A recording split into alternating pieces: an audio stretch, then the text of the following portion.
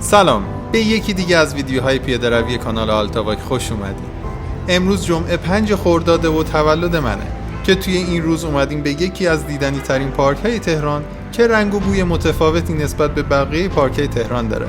حوالی خیابون ایرانشهر عمارتی با معماری خاص به چشم میخوره که در مقابل اون حوض آبی رنگی قرار گرفته. وارد پارک میشید، گروه‌های هنری و جمعی از جوان‌ها با تیپ و شمایل هنری می‌بینید که دست دسته جمع شدند و مشغول کاری هستند. عده‌ای صنایع دستی می‌فروشند و عده‌ای هم مشغول کارهای هنری مثل نقاشی و تمرین موسیقی هستند. رفت و آمد هنرمندان و بازیگران هم توی این پارک شور و حال دیگه‌ای به اون میده. راستی اکثرا در خونه هنرمندان نمایشگاه و گالری هنری وجود داره که میتونید به اونجا برید و از اون نمایشگاه لذت ببرید. تماشاخانه‌ای هم به اسم ایرانشهر توی این پارک وجود داره که در بازه‌های زمانی مختلف اجراهای تئاتر و موسیقی زیبایی در اون برپا میشه. جا داره همینجا از دوست خوبم الیاس تشکر کنم که با پیشنهاد زیبای اجرای موسیقی تولدت مبارک به نوازنده آکاردئون داخل پارک در اواسط ویدیو من رو سورپرایز کرد. با من همراه باشید تا با هم سری به گوشه کنار این پارک بزنیم.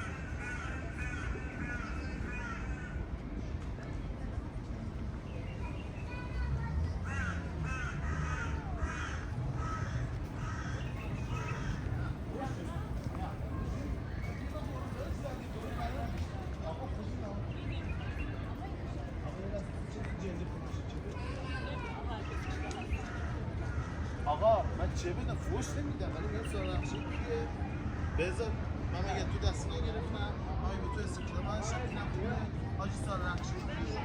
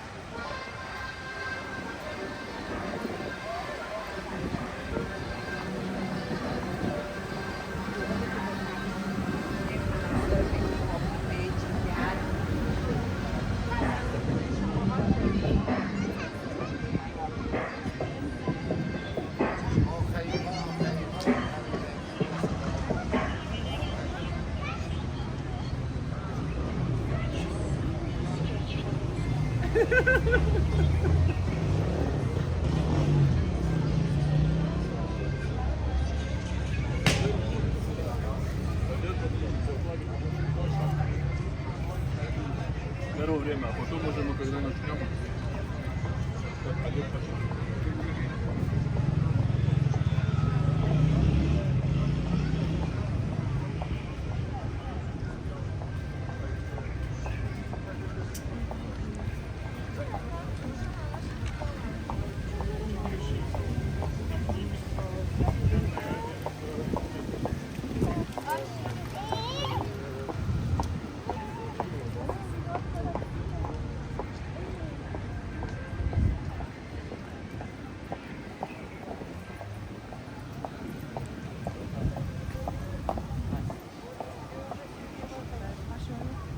filmy.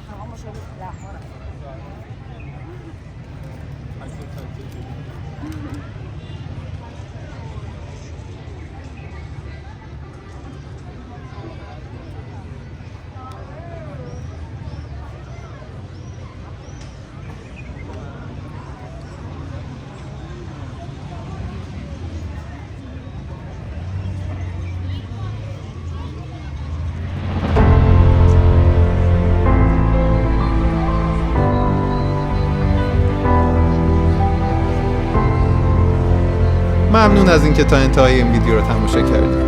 اگر از این نوع ویدیو خوشت میاد لطفاً این ویدیو رو لایک کنید و کانال ما رو برای دیدن ویدیوهای بیشتر سابسکرایب کنید. تا ویدیوی دیگه، بدرود.